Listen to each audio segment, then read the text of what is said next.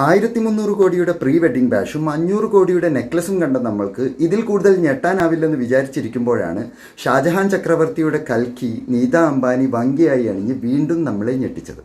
71ാമത് miss world ഇവന്റിനാണ് Neetha Ambani തന്റെ ബാജുബന്ദ് അഥവാ വങ്കിയായി മുഗൾ ചക്രവർത്തിയായ ഷാജഹാന്റെ തലപ്പാവിലെ 400 വർഷം പഴക്കമുള്ള അതിമനോഹരമായ കൽക്കി അഥവാ ടർബൻ ആക്സസറി അണിഞ്ഞത്. ഖത്തറിലെ ഷെയ്ഖ് ഹമാദ് ബിൻ അബ്ദുള്ള അൽഥാനിയുടെ അമൂല്യ വസ്തുക്കളുടെ ശേഖരമായ അൽഥാനി കളക്ഷൻസിൽ നിന്നും 2019 നീത അംബാനി ഈ കൽക്കി ലേലത്തിൽ നേടിയത്. ഇതിന്റെ വില ഇന്ത്യൻ റുപ്പീസ് 200 കോടിയിലധികമാണ്. നീത അംബാനി ബാജുബന്ധായി അണിഞ്ഞു എന്നുള്ളതിനേക്കാൾ ഈ കൽക്കിക്ക് ഞാൻ കണ്ട പ്രത്യേകതകൾ വേറെയാണ്.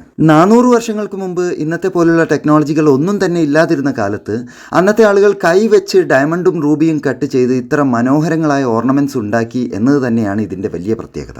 മാണിക്കക്കല്ലിൽ ഷാജഹാൻ ഇബ്നു ജഹാംഗീർ ഷാ, അതായത് ജഹാംഗീറിന്റെ മകൻ ഷാജഹാൻ എന്ന് കൊത്തിയിട്ടുണ്ട്.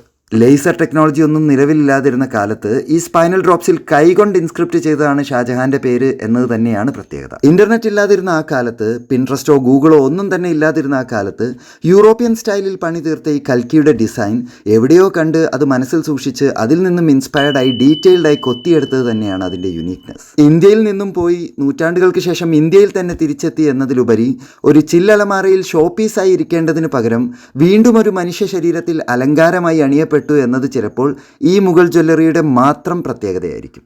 And you had it on ThoughtFox by Ramesh.